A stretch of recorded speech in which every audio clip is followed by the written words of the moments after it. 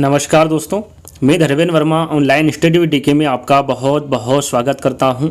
आज हम बात करने वाले हैं हिंदी शिक्षण विधियों से संबंधित 150 महत्वपूर्ण प्रश्नों के बारे में।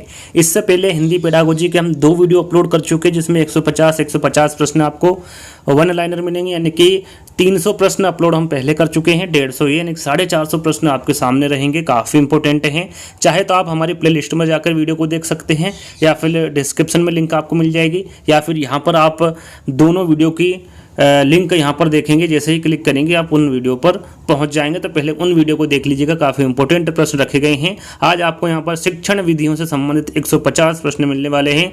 वन लाइनर प्रश्न है, ज़्यादा समय नहीं लगेगा, तो वीडियो को आपको अंत तक देखना है और अंत में हमें ज़रूर बताना है कि जो आज का वीडियो है वो आपको कैसा लगा। हर वीडियो में हम आपको बोलते हैं आपको क्या करना है। शुरुआत में सबसे पहले वीडियो को आपको लाइक करना है, जितने भी ग्रुप है उसमें शेयर करना है, और जो भी वीडियो ये देख रहे हैं सभी को चैनल को सब्सक्राइब कर लेना है। ये तीनों कार्य आपको फटाफट कर लेने हैं। तो शुरू करते हैं। आज का पहला प्रश्न है हमारा, प्राथमिक स्तर पर कविता शिक्षण की उपयुक्त प्रणाली। यहाँ पर देखिए, आपको देखना क्या है कि किस स्तर पर पूछा गया है। कभी कभी प्राथमिक स्तर पर पूछा जाता है, कभी उच्च प्राथमिक स्तर पर पूछा जाता है। तो यहाँ पर आपको देखना है कौन से स्तर पर पूछा गया है।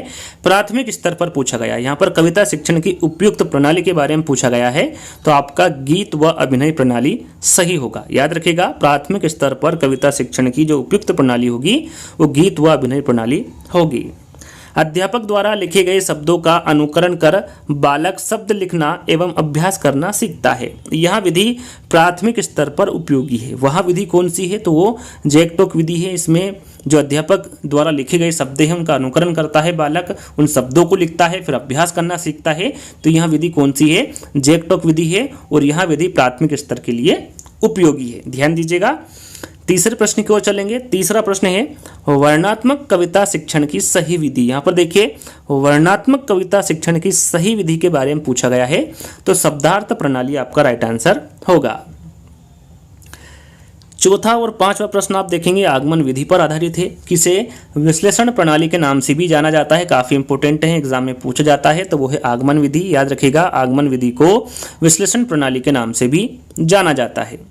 किस शिक्षण विधि में सर्वप्रथम विषय वस्तु से संबंधित उदाहरण दिए जाते हैं, इसके पश्चात उदाहरणों के आधार पर नियम स्थापित किए जाते हैं, तो वो है आगमन विधि। आगमन विधि के अपोजिट कौन सी विधि होती है? निगमन विधि होती है। उसमें नियम पहले बताए जाते हैं, बाद में उदाहरण बताए जाते हैं। तो आपको ध्यान देना है, पहले उदाहरण बाद में नियम आगमन विधि होगा, पहले नियम बाद में उदाहरण वो निगमन विधि होगा। ध्यान दीजिएगा, इसमें क्या होता है, इसमें जो विषय वस्तु होती है उससे संबंधित उदाहरण दिए जाते हैं सबसे पहले, और उसके पश्चात नियम स्थापित किए जाते हैं। तो वो कौन सी विधि होगी? आगमन विधि होगी।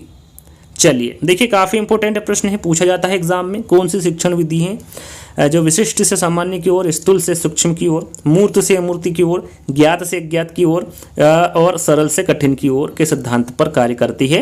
तो वो है आगमन विधि। याद रखिएगा, आगमन विधि विशिष्ट से सामान्य की ओर कार्य करती है, स्थूल से सूक्ष्म की ओर भी कार्य करती है, मूर्त से अमूर्त की ओर भी कार्य करती है, ज्ञात से अज्ञात की ओर और सरल से कठिन की ओर के सिद्धांत पर भी कार्य करती है आगमन विधि। याद रखिएगा, काफी इंपॉर्टेंट प्रश्न है। सुंदर अर्थ बताने वाले शब्द ही पद्य है। पद्य शिक्षण विधि की यह परिभाषा दी है। यहाँ पर जो परिभाषा दी गई है ये किसके द्वारा दी गई है? तो ये आचार्य जगन्नाथ के द्वारा दी गई परिभाषा है। वाचन के मुख्य रूप से कितने भेद? यहाँ पर वाचन लिखा हुआ, ध्यान दीजिएगा। वाचन के मुख्य रूप से कितने भेद होते हैं? तो याद रखिएगा, कितने भेद होंगे? 2। कौन कौन से? पहला है स्वर वाचन और दूसरा है मौन वाचन। याद रखिएगा, वाचन के मुख्य रूप से 2 भेद होते हैं, स्वर वाचन और मौन वाचन। चलिए, गृह कार्य का मूल्यांकन क्यों आवश्यक है? यहाँ पर आपको बताना है जो गृह कार्य है उसका मूल्यांकन क्यों आवश्यक है। तो इसमें छात्रों के सबल एवं निर्बल पक्ष की जानकारी होगी, इसलिए गृह कार्य का मूल्यांकन आवश्यक है। 10वां प्रश्न है, प्रत्यक्ष विधि का सर्वप्रथम प्रयोग किया गया था। देखिए, प्रत्यक्ष विधि का सर्वप्रथम प्रयोग कब किया गया था? तो ये अंग्रेजी भाषा में 1901 में फ्रांस में किया गया था। याद रखिएगा, कौन सी भाषा में किया गया था? अंग्रेजी भाषा में किया गया था। कब किया गया था? 1901 में किया गया था। कहाँ किया गया था? फ्रांस में। याद रखिएगा, प्रत्यक्ष विधि का सर्वप्रथम प्रयोग अंग्रेजी भाषा में 1901 में फ्रांस में किया गया था। अगला प्रश्न, प्रत्यक्ष विधि किन कक्षाओं हेतु अत्यधिक उपयोगी है? जो प्रत्यक्ष विधि है ये किन कक्षाओं हेतु उपयोगी है? तो ये प्राथमिक कक्षाओं हेतु उपयोगी है अत्यधिक प्रत्यक्ष विधि। किस विधि को सुगम पद्धति, सम्राट विधि, प्राकृतिक विधि, निर्वात विधि के नाम से भी जाना जाता है? यहाँ पर देखिए प्रश्न काफी अच्छा है। किस विधि को सुगम पद्धति, सम्राट विधि, प्राकृतिक विधि और निर्वात विधि के नाम से जाना जाता है? तो वो है प्रत्यक्ष विधि। इसको इन सभी नामों से जाना जाता है। प्राथमिक स्तर पर रचना शिक्षण के लिए कौन सी विधि उपयुक्त रहती है? यहाँ पर देखिए प्राथमिक स्तर पर रचना शिक्षण के लिए पूछा गया है कि कौन सी विधि उपयुक्त रहती है? तो वो है प्रश्नोत्तर विधि। अगला प्रश्न है व्याकरण शिक्षण की वैज्ञानिक विधि कहा जाता है? यहाँ पर देखिए व्याकरण शिक्षण की वैज्ञानिक विधि किसे कहा जाता है ये पूछा गया है। तो वो है आगमन विधि। याद रखिएगा, इंपॉर्टेंट प्रश्न है। इस प्रकार के प्रश्न एग्जाम में पूछे जाते हैं। व्याकरण शिक्षण की वैज्ञानिक विधि आगमन विधि को कहा जाता है। चलिए 15वां प्रश्न है मातृभाषा शिक्षण में मौखिक अभिव्यक्ति हेतु किस पद्धति को अपनाएंगे? तो वह है खेल पद्धति। मातृभाषा शिक्षण में मौखिक अभिव्यक्ति हेतु खेल पद्धति को अपनाएंगे। चलिए कौशलात्मक उद्देश्य, यहाँ पर देखिए कौशलात्मक का आपको उद्देश्य बताना है क्या है? यति गति के अनुसार शुद्ध कविता पाठ करना, ये कौशलात्मक उद्देश्य है। भाषा शिक्षण के मूल कौशलों में सबसे अंत में किस कौशल का शिक्षण कराना चाहिए? देखिए यहाँ पर भाषा शिक्षण में मूल कौशल कितने प्रकार के होते हैं? 4 प्रकार के होते हैं। लिखना, बोलना, सुनना और पढ़ना, ये 4 प्रकार के कौशल होते हैं। इसमें आपको बताना है कि सबसे अंत में किस कौशल का शिक्षण कराना चाहिए? तो वो है लिखने का। सबसे अंत में पूछा गया है तो लिखना हमारा राइट आंसर होगा। माध्यमिक कक्षाओं में व्याकरण का कौन सा रूप सिखाया जाए? यहाँ पर देखिए माध्यमिक कक्षाओं के बारे में पूछा गया है कि इसमें व्याकरण का कौन सा रूप सिखाया जाए? तो इसमें व्याकरण का व्यवहारिक ज्ञान सिखाया जाए। माध्यमिक कक्षाओं में पूछा गया है तो राइट आंसर आपका व्याकरण का व्यवहारिक ज्ञान होगा। चलिए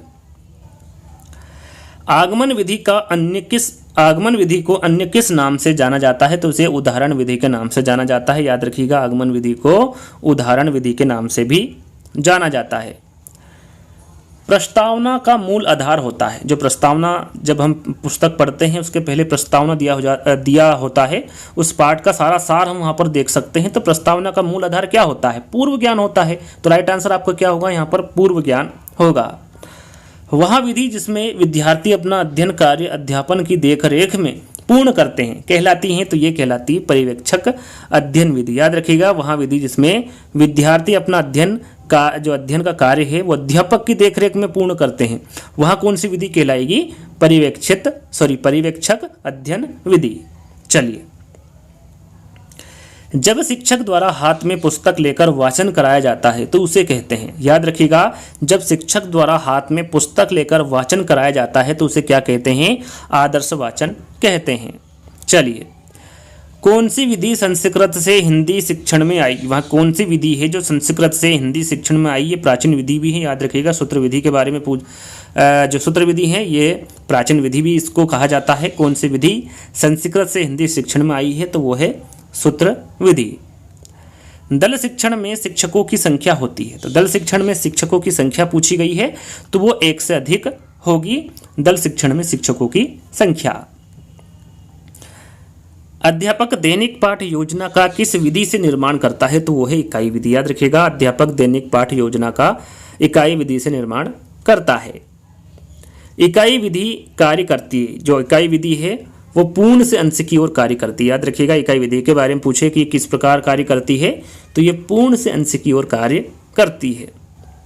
इकाई विधि के सिद्धांत पर कार्य करती है। अब यदि सिद्धांत पूछा जाए तो आपको पता होना चाहिए ये समानता के सिद्धांत पर कार्य करती है। इकाई विधि समानता के सिद्धांत पर कार्य करती है। वहाँ कौन सा वाचन है? यहाँ पर वाचन लिखा हुआ ध्यान दीजिएगा।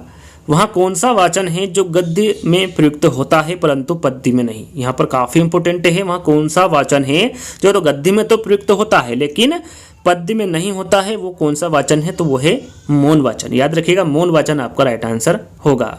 चलिए इकाई का अर्थ वास्तव में अनुभव या ज्ञान को एक सूत्र में पिरोना है। यहाँ कथन किसके द्वारा दिया गया इकाई का? तो यहाँ कथन दिया गया था डॉक्टर माथुर के अनुसार।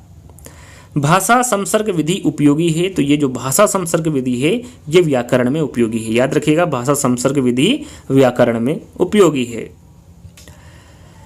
बालक को किस सोपान से पता चलता है कि उसे क्या पढ़ना है? तो ये प्रस्तावना से, प्रस्तावना देखेगा तो उसको समझ आ जाएगा कि उसको क्या पढ़ना है। बालक को प्रस्तावना सोपान से पता चलता है कि उसे क्या पढ़ना है। एक समान शब्दों का उच्चारण सिखाने वाली विधि है तो वो है ध्वनि साम्य विधि। जिस विधि में जैसे कि राम, आम, काम, श्याम यानी कि एक समान शब्दों का उच्चारण होता है तो वो सिखाने वाली विधि कौन सी होगी? वो ध्वनि साम्य विधि होगी। शिक्षण कौशल के विकास के लिए व्यवस्था की जाती है तो ये सूक्ष्म शिक्षण की, याद रखिएगा, शिक्षण कौशल के विकास के लिए सूक्ष्म शिक्षण की व्यवस्था की जाती है। पाठ योजना निर्माण का सर्वाधिक लाभ मिलता है तो वो किसको मिलता है? शिक्षकों को। याद रखिएगा, पाठ योजना निर्माण का जो सर्वाधिक लाभ मिलता है वो शिक्षकों को मिलता है। रचना, कहानी, पद्य आदि की शिक्षा देने के साथ साथ ही प्रसंग व अवसरानुकूल व्याकरण की शिक्षा दी जाती है। यह विधि कौन सी? इस विधि के बारे में पूछा गया है तो ये समवाय विधि होगी। याद रखिएगा, समवाय विधि आपका राइट आंसर होगा। भाषा शिक्षण में मूल्यांकन उपागम के प्रवर्तक है। यहाँ पर देखिए, भाषा शिक्षण में मूल्यांकन उपागम के प्रवर्तक आपको बताना है तो ये B.S. ब्लूम सही आंसर होगा। एक शिक्षक पहले उच्चारण करता जाता है तथा छात्र बाद में उन्हें शब्दों का उच्चारण करते हैं। यहाँ विधि कौन सी? यहाँ पर देखिए, पहले शिक्षक उच्चारण करता है उसके बाद में छात्र उच्चारण करते हैं तो यहाँ विधि कौन सी होगी? अनुकरण, यानी कि अनुकरण कर रहे हैं, शिक्षक की नकल कर रहे हैं, उनके द्वारा जो बताया गया उच्चारण है उनको दोहरा रहे हैं तो इस विधि को क्या कहेंगे? अनुकरण विधि कहेंगे।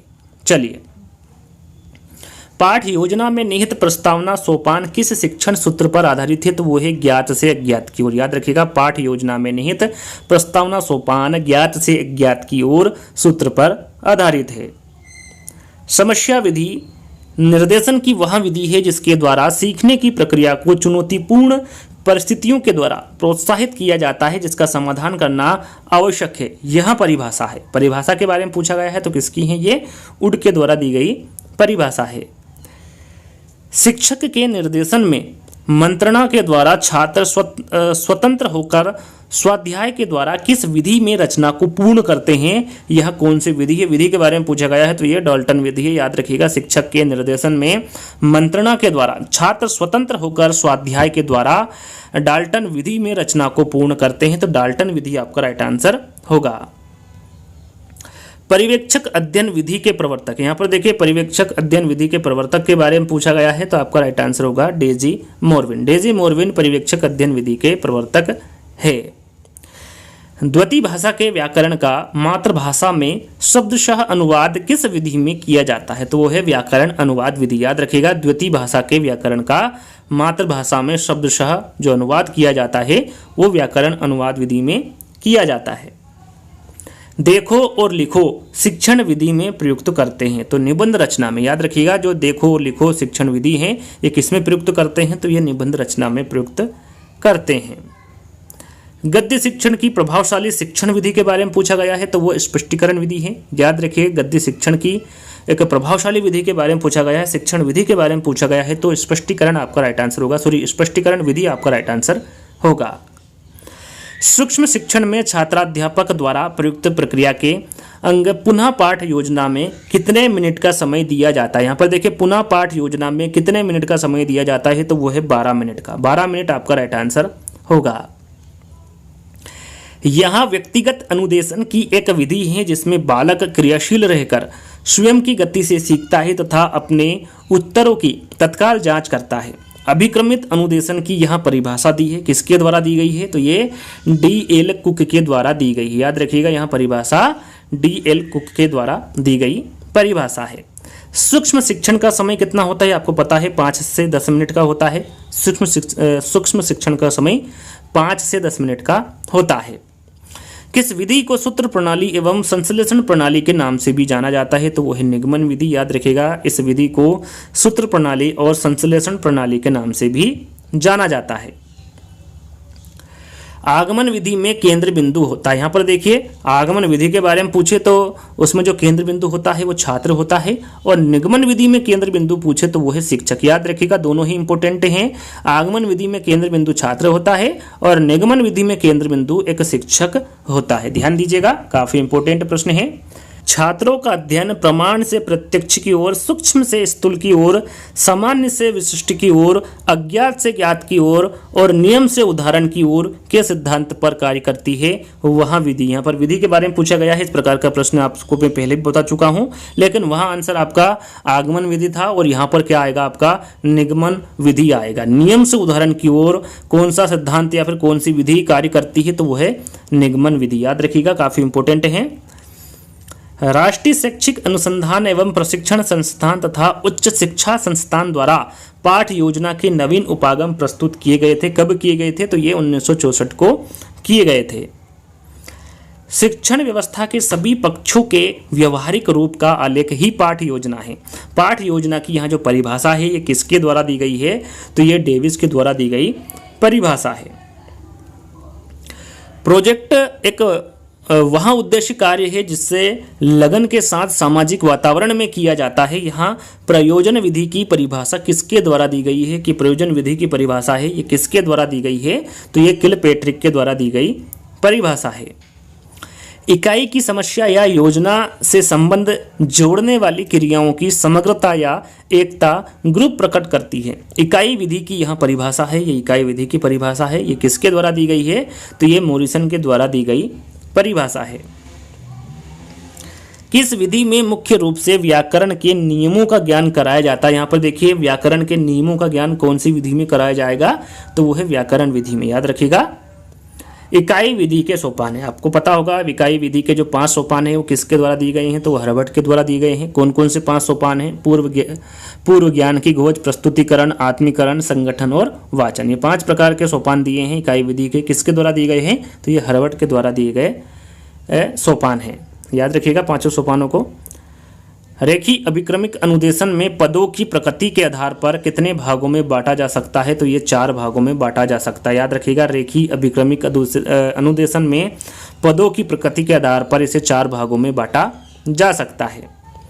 भारत में सर्वप्रथम अभिक्रमिक अनुदेशन विधि के प्रयोग का आरंभ हुआ था, तो ये 1963 में हुआ था। भारत में सर्वप्रथम अभिक्रमिक अनुदेशन विधि का प्रयोग 1963 में आरंभ हुआ था।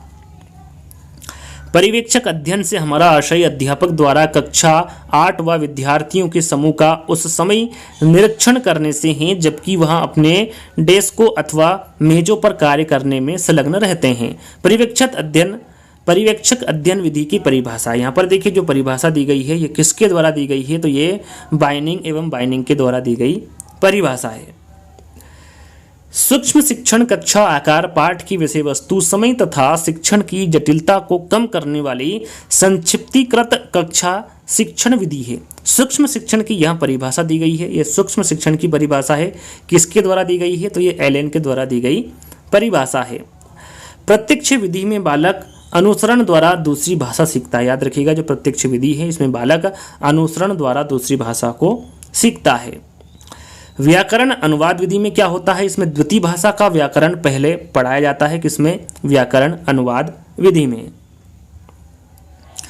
दलीय शिक्षण पद्धति का आरंभ हुआ तो कहाँ से हुआ था, तो ये अमेरिका से हुआ था। याद रखिएगा, दलीय शिक्षण पद्धति का जो प्रारंभ हुआ था वो अमेरिका से हुआ था। सूक्ष्म शिक्षण में कक्षा का आकार होता है तो ये 5 से 10 विद्यार्थी का होता है। याद रखिएगा, सूक्ष्म शिक्षण में जो कक्षा का आकार होगा वो 5 से 10 विद्यार्थी का होगा। शिक्षण प्रक्रिया में कक्षा का आकार होता है तो साधन के रूप में होता है। शिक्षण प्रक्रिया में जो कक्षा का आधार होता है वो एक साधन के रूप में होगा। किस विधि को मौखिक वार्तालाप विधि के नाम से भी जाना जाता है, तो वह है प्रत्यक्ष विधि। याद रखिएगा, इस विधि को मौखिक वार्तालाप विधि के नाम से भी जाना जाता है। कौन सी विधि को, प्रत्यक्ष विधि को। व्याख्यान विधि में केंद्र बिंदु होता है, तो व्याख्यान विधि के बारे में पूछा गया है तो कौन होगा केंद्र बिंदु, यहाँ पर अध्यापक होगा। आगमन विधि का अधिकांश प्रयोग किया जाता है तो ये व्याकरण में किया जाता है। याद रखिएगा, आगमन विधि का जो अधिकांश प्रयोग किया जाता है वो व्याकरण में किया जाता है। शिक्षण में अधिगम विधि में छात्र सामान्य से विशिष्ट की ओर अग्रसर होते हैं। जो निगमन विधि है इसमें किस ओर अग्रसर होंगे, सामान्य से विशिष्ट की ओर अग्रसर होंगे, और आगमन विधि में विशिष्ट से सामान्य की ओर अग्रसर होंगे छात्र। याद रखिएगा, पर्यवेक्षक अध्ययन विधि के द्विकालखंड योजना में सिप्सन ने कितने मिनट के समय की योजना बनाया है, तो इन्होंने 60 मिनट की योजना बनाया है। कितने मिनट की, 60 मिनट की योजना बनाया है सिप्सन ने। याद रखिएगा, परंपरागत कक्षा शिक्षण को बदलने एवं सुधरने की प्रेरणा देने वाली यहाँ उत्तम तकनीक है। इसमें शिक्षक का एकांकीपन दूर होता है और शिक्षक में गुणात्मक वृद्धि होती है। उपरोक्त परिभाषा किस शिक्षण पद्धति से संबंध है? तो ये दल शिक्षण विधि से संबंध है। याद रखिएगा, जो परिभाषा दी गई है ये किस शिक्षण पद्धति से संबंधित है? तो ये दल शिक्षण विधि से संबंधित परिभाषा है। आगे बढ़ेंगे। इस विधि में निर्देशन में छात्र अध्ययन करते हैं तथा अध्यापक को निरीक्षण एवं निर्देशन करने के अवसर प्रदान करती है। पर्यवेक्षक अध्ययन की यह परिभाषा किसके द्वारा दी गई? यहाँ पर आपको बताना है परिभाषा किसके द्वारा दी गई है। तो ये क्लार्क और स्टार के द्वारा दी गई परिभाषा है। आगमन प्रणाली के रूप में प्रयोग प्रणाली के अंतर्गत व्याकरण पढ़ाते समय छात्रों को पहले उदाहरण दिए जाते हैं। यहाँ पर देखिए आगमन प्रणाली के बारे में पूछा गया है, तो पहले क्या दिए जाएंगे? छात्रों को उदाहरण दिए जाएंगे और बाद में उसे नियम बताए जाएंगे या फिर नियम दिए जाएंगे। चलिए, निगमन प्रणाली को कहते हैं, तो निगमन प्रणाली को प्रयोग प्रणाली भी कहते हैं। व्याकरण अनुवाद विधि के स्थान पर द्वितीय भाषा शिक्षण की किसने वैज्ञानिक पद्धति की आवश्यकता सर्वप्रथम प्रतिपादित की थी? तो किसके द्वारा की गई थी? तो यह जॉन कमीनियस के द्वारा की गई थी। भारतीय पाठ योजना जो हर्बर्ट उपागम पर आधारित है उस पर प्रभाव है, तो इस पर प्रभाव किसका है? ब्रिटिश उपागम का है। याद रखिएगा, भारतीय पाठ योजना जो हर्बर्ट उपागम पर आधारित है उस पर प्रभाव ब्रिटिश उपागम का है। सूक्ष्म शिक्षण तकनीक के अंतर्गत पुनः नियोजन का जो समय होता है वो कितना मिनट का होता है? तो वो 5 से 10 मिनट का होता है। सूक्ष्म अध्यापन कृत्रिम वातावरण में अध्यापन का एक रूप है जो शिक्षण की जटिलताओं को कम करता है तथा पृष्ठपोषण प्रदान करता है। सूक्ष्म शिक्षण की यह जो परिभाषा है ये किसके द्वारा दी गई है? तो ये मैक्लोज या अनविन के द्वारा दी गई परिभाषा है। इकाई वातावरण संगठित विज्ञान कला या आचरण व्यापक एवं महत्वपूर्ण अंग है जिसे सीखने से व्यक्ति सामंजस्य हो जाता है। यह जो इकाई विधि की परिभाषा है ये किसके द्वारा दी गई है? तो यहाँ पर जो परिभाषा दी गई है ये कुक के द्वारा दी गई परिभाषा है। मनोवैज्ञानिक दृष्टिकोण से सूक्ष्म शिक्षण किस मनोवैज्ञानिक के अधिगम सिद्धांत पर आधारित है? तो यह है B.F. स्किनर। B.F. स्किनर अधिगम सिद्धांत पर आधारित है मनोवैज्ञानिक दृष्टिकोण से सूक्ष्म शिक्षण। याद रखिएगा, B.F. स्किनर आपका राइट आंसर होगा। इकाई किस समस्या या योजना से संबंध जोड़ने वाली क्रियाओं का अध्ययन करती है? यहाँ पर जो कथन दिया गया है ये किसके द्वारा दिया गया है? तो ये थॉमस एम रिस्क के द्वारा दिया गया कथन है। शिक्षण क्रियाओं तथा उद्देश्यों के आलेख को पाठ योजना कहते हैं। पाठ योजना की यहाँ परिभाषा किसके द्वारा दी गई है? तो ये बिसिंग के द्वारा दी गई परिभाषा है। भाषा विज्ञान का मूल्यांकन होता है लिखित एवं मौखिक दोनों परीक्षाओं के माध्यम से। याद रखिएगा, जो भाषा विज्ञान का मूल्यांकन होता है वो लिखित रूप में भी होता है और मौखिक रूप में भी होता है। लिखित एवं मौखिक दोनों परीक्षाओं के माध्यम से होता है। बच्चे के सीखने की प्रक्रिया में सर्वाधिक महत्वपूर्ण भूमिका होगी किसकी होगी? बच्चे द्वारा भाषाई प्रयोग के नियम पकड़ने में होगी। भाषा के अभिव्यक्तात्मक कौशल, यहाँ पर देखिए भाषा के अभिव्यक्तात्मक कौशल के बारे में पूछा गया है, तो वो है दो कौन कौन से? बोलना और लिखना। ये दोनों ही अभिव्यक्तात्मक कौशल हैं भाषा के। उच्च प्राथमिक स्तर पर भाषा शिक्षण का मुख्य उद्देश्य, यहाँ पर देखिए उच्च प्राथमिक स्तर पर भाषा शिक्षण का मुख्य उद्देश्य पूछा गया है, तो वो है साहित्यिक विधाओं से परिचित कराना और व्याकरणिक नियम सिखाना। ये उच्च प्राथमिक स्तर पर भाषा शिक्षण का मुख्य उद्देश्य है। मौन पठन का उद्देश्य क्या है? तो एक गहन अर्थ ग्रहण करना है। याद रखिएगा, मौन पठन का मुख्य उद्देश्य गहन अर्थ ग्रहण करना है। बच्चे अपने सामाजिक सांस्कृतिक परिवेश से अर्थ ग्रहण करते हैं। यहाँ विचार किसका है? तो यहाँ पर जो विचार है ये वाइगोत्स्की का विचार है। बच्चों में भाषा सीखने की जन्मजात योग्यता होती है। यहाँ विचार किसका है? तो यहाँ पर आप देख सकते हैं यहाँ विचार चोम्स्की का है। समस्या समाधान विधि द्वारा प्राप्त ज्ञान हमेशा रिक्त स्थान होता है, तो ये स्थायी होता है। याद रखिएगा, समस्या समाधान विधि द्वारा प्राप्त ज्ञान हमेशा स्थायी होता है। प्रोजेक्ट वास्तविक जीवन का एक छोटा सा अंश है जिसे विद्यालय में संपादित किया जाता है। यहाँ प्रयोजन विधि की परिभाषा किसके द्वारा दी गई है? तो ये बेलार्ड के द्वारा दी गई परिभाषा है। याद रखिएगा, ये किसके द्वारा दी गई परिभाषा है? प्रयोजन विधि की बेलार्ड के द्वारा दी गई परिभाषा है। किस विधि को सहयोग विधि के नाम से भी जाना जाता है? तो वो है समवाय विधि। याद रखिएगा, समवाय विधि को सहयोग विधि के नाम से भी जाना जाता है। किस विधि के अंतर्गत अध्यापक केवल पथ प्रदर्शक का कार्य करता है? तो वो है डाल्टन विधि। याद रखिएगा, डाल्टन विधि के अंतर्गत अध्यापक केवल पथ प्रदर्शक का कार्य करता है। किस विधि को अव्याकृति विधि के नाम से भी जाना जाता है? तो वो है भाषा संसर्ग विधि। याद रखिएगा, भाषा संसर्ग विधि को अव्याकृति विधि के नाम से भी जाना जाता है। किस विधि में शिक्षक विद्यार्थियों को कठिन शब्दों का अर्थ कराते हुए शिक्षक करवाता है? तो वह है शब्दार्थ विधि या फिर इसे अर्थबोध विधि भी कहते हैं। याद रखिएगा, शब्दार्थ विधि या फिर अर्थबोध विधि में शिक्षक विद्यार्थियों को कठिन शब्दों का अर्थ कराते हुए शिक्षण करवाता है।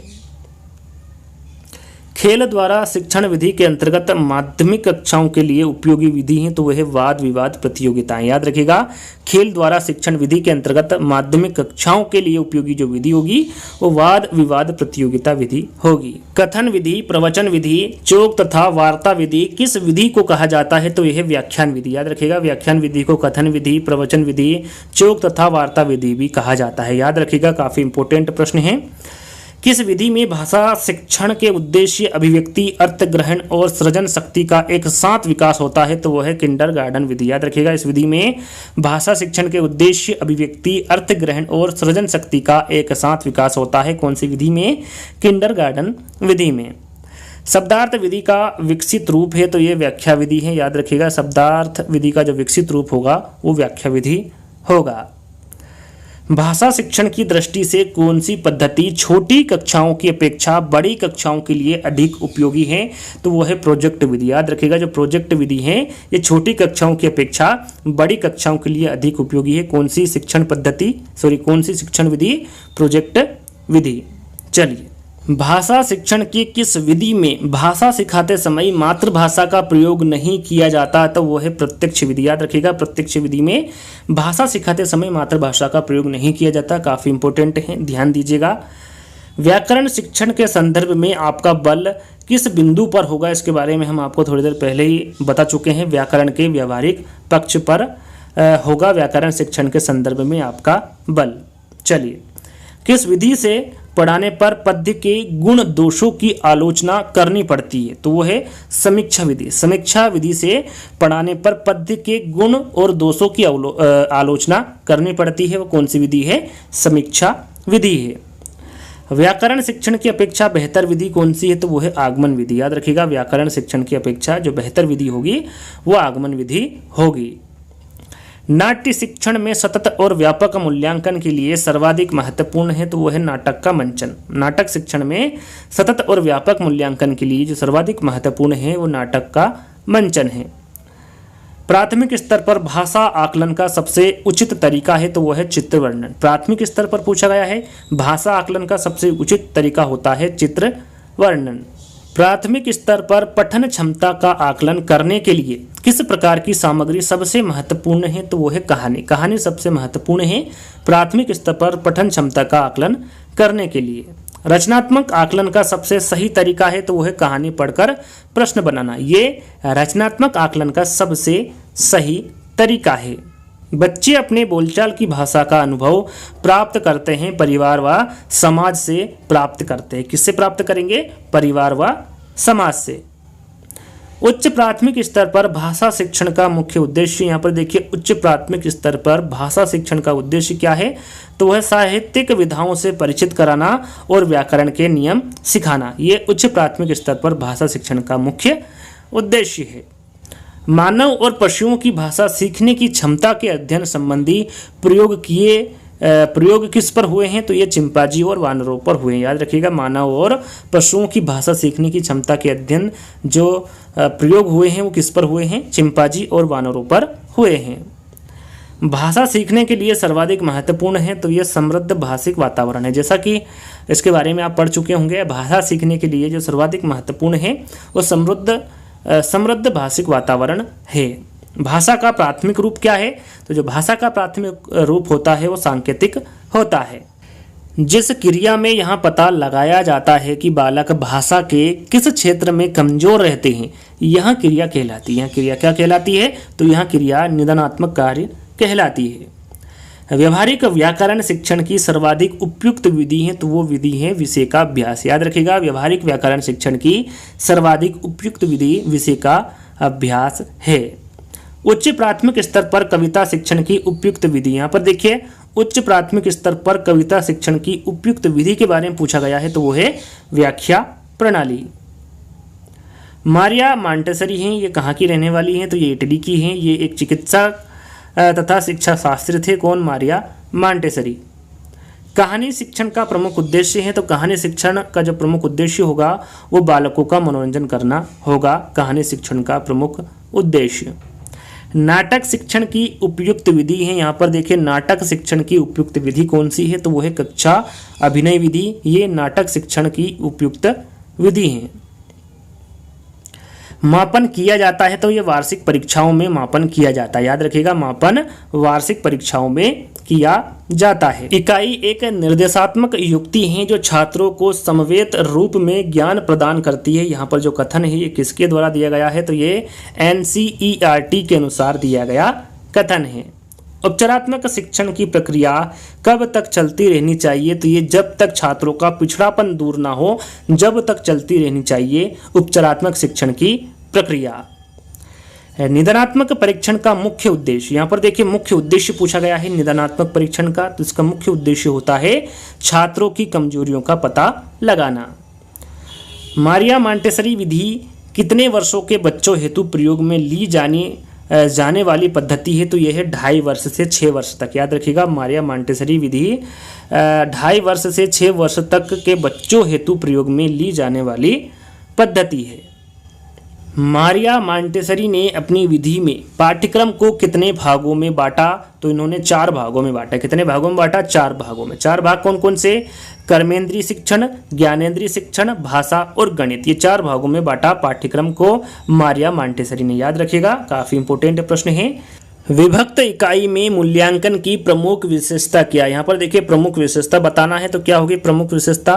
प्रत्येक इकाई के पश्चात मूल्यांकन करना। याद रखिएगा, विभक्त इकाई में मूल्यांकन की जो प्रमुख विशेषता होगी वो प्रत्येक इकाई के पश्चात मूल्यांकन करना होगी।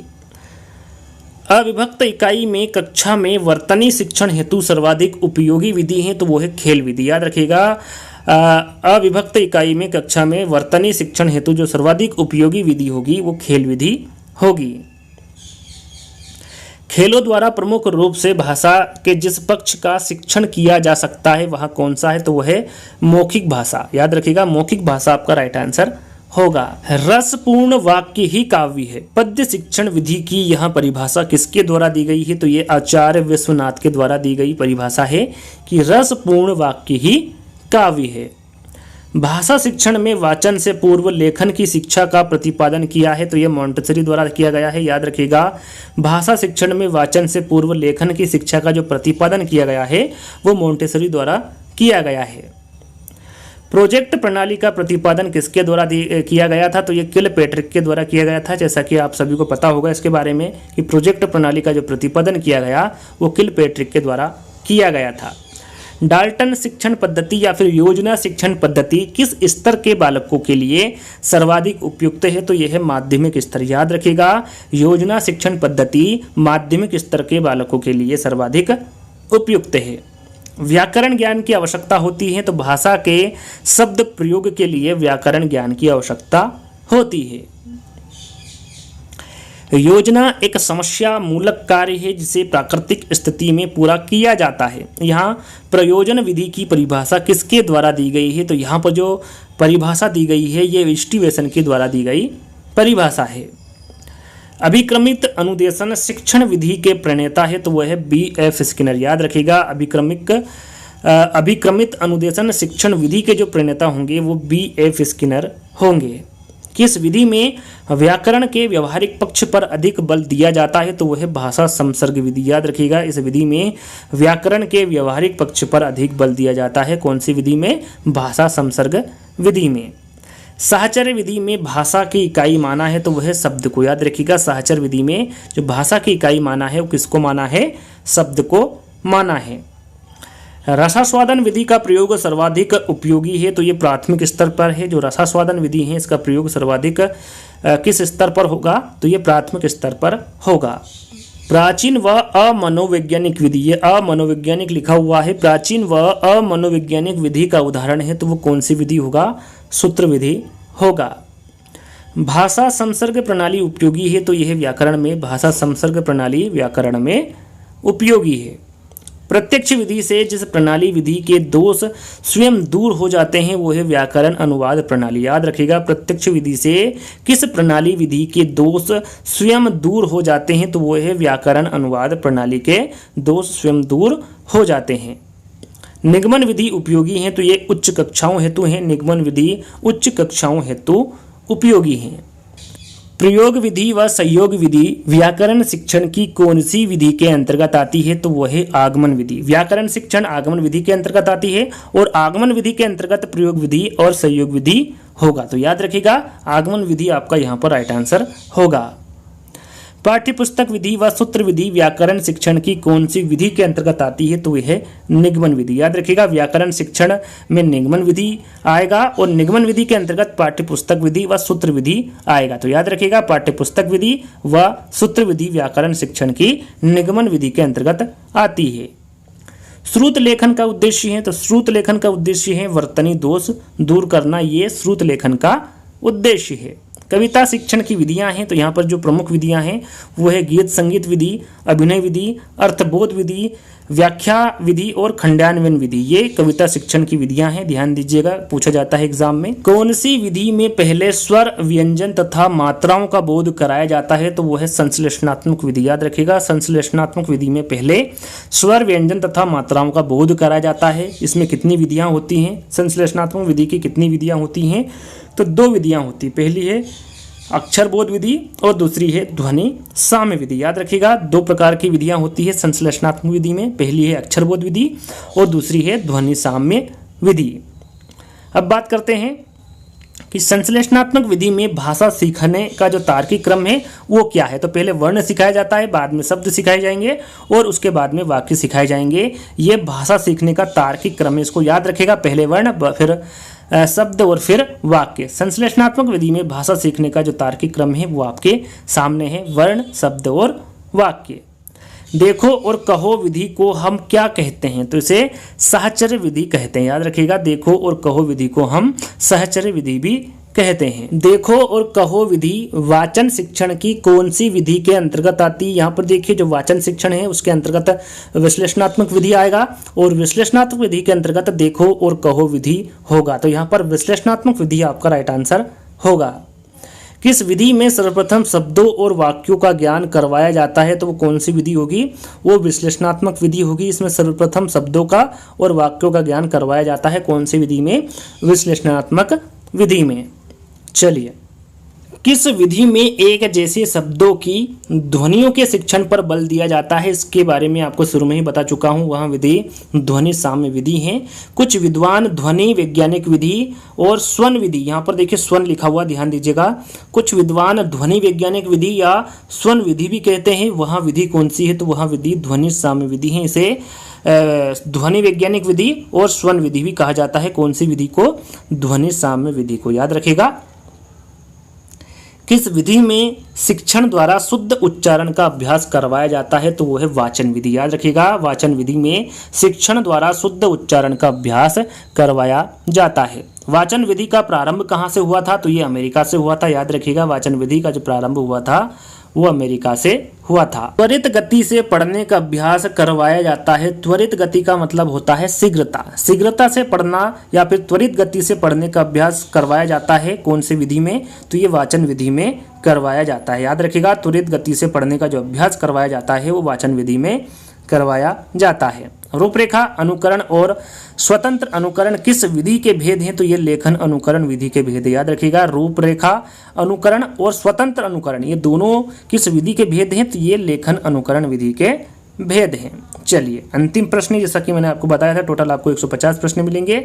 अनुकरणात्मक विधि के प्रकार है, तो अनुकरणात्मक विधि के कितने प्रकार है, दो है। पहला है उच्चारण अनुकरण विधि और दूसरा है रचना अनुकरण विधि। ये दो प्रकार है अनुकरणात्मक विधि के। तो यहीं पर आज के आपके 150 प्रश्न समाप्त होते हैं, यानी कि 450 प्रश्न अभी तक हम आपको हिंदी पेडागोजी में करवा चुके हैं, जिसमें 150 प्रश्न आपको ये हिंदी शिक्षण विधियों से संबंधित मिले। तो आज का वीडियो आपको कैसा लगा आपको कमेंट्स के माध्यम से बताना है। ऐसे ही इंटरेस्टिंग वीडियो आपको चाहिए तो आपको वीडियो को लाइक करना है, शेयर करना है और चैनल को सब्सक्राइब कर देना है। तो जल्दी दोस्तों एक नई वीडियो के साथ मिलेंगे, जब तक के लिए धन्यवाद।